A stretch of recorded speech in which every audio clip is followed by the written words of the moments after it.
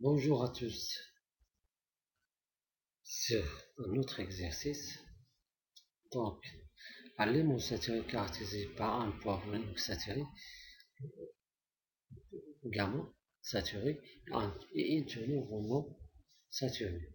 Donc, détermine l'expression littérale de l'indice de vide E, de la porosité N et des poids volumiques du squelette gamma S en fonction des paramètres connus. En considérant un mètre cube de limon, détermine les expressions des volumes respectifs d'air via d'eau A et d'eau volume water et d'eau solide, c'est-à-dire volume des gaz. À partir du poids volumique apparent, ici le poids volumique saturé, et de la teneur en eau, on peut déterminer le poids volumique sec par la relation. Poids volumique sec est égal au poids volumique C1 plus la teneur en eau. Donc le poids volumique T sec est égal au poids volumique saturé C1 plus la teneur en eau saturée. Donc partant des relations d'exercice précédemment, le degré de saturation, on sait que le degré de saturation, c'est la teneur en eau fois gamma S sur le poids volumique de l'eau fois l'indice de vide, est égal au poids égal à la teneur en eau saturée fois gamma S sur le gamma water fois l'indice de vide est égal. Donc, avec le gamma T, c'est-à-dire le poids volumique C qui est égal gamma S plus sur 1 plus indice de vide, on cherche gamma S, c'est-à-dire le poids volumique des grains solides, qui est égal au poids volumique sec fois 1 plus indice de vide. Donc on cherche l'indice de vide en fonction de la teneur en eau qui est égale la teneur en eau saturée sur le poids volumique sec moins 1. On sait encore que la porosité, on peut le déduire en fonction des indices de vide par, on sait que la porosité est égale au volume du vide sur le volume total.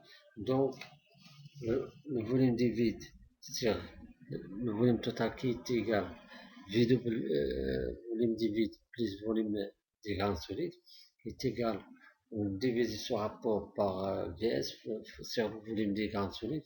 Donc, le volume du vide sur le volume des grains solides sur volume des grains solides sur volume des grains solides plus volume du vide sur le volume des grains solides. Aussi que le volume du vide sur le volume des grains solides, c'est l'indice du vide. Donc la porosité est égale à l'indice de vide, c'est 1 plus l'indice du vide. Les expressions du volume respectif dans la deuxième question, que les expressions du volume respectif d'air VA, donc V water, et de solide V des grains solides, donc la porosité est égale le volume du vide sur le volume total. Si on a le volume total est égal à 1 mètre carré, donc la porosité égale le volume du vide, c'est-à-dire le volume de l'air. Donc on sait que le volume total, c'est-à-dire le limon avec 1 mètre carré qui est totalement rempli de l'eau. Donc notre échantillon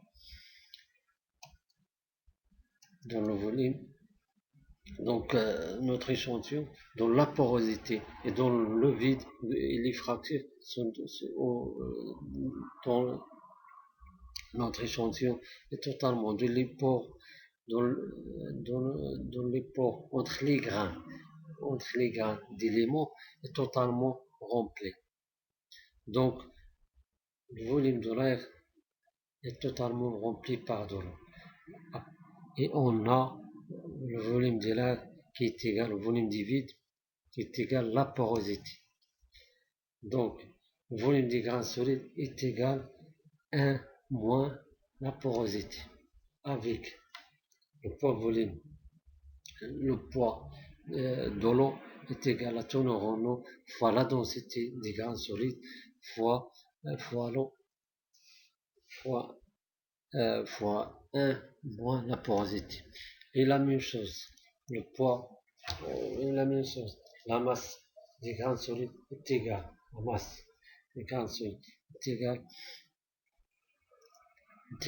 la densité des grains solides fois le poids volumique de l'eau fois 1 moins la porosité. Et on sait que totalement les vides sont remplis par de l'eau. Donc l'élément, ce qui sait que l'élément est saturé. Donc totalement les pores entre les grains d'éléments sont remplis de notre volume qui est 1 mètre carré qui est 1 mètre carré est totalement saturé. Donc le poids, donc la masse totale est égale la masse des grains solides plus la masse de l'eau. Et le volume total est égal à le volume des grains solides plus le volume de l'eau. Donc le volume de l'air, le volume du vide, c'est totalement rempli par l'eau. Et ça se termine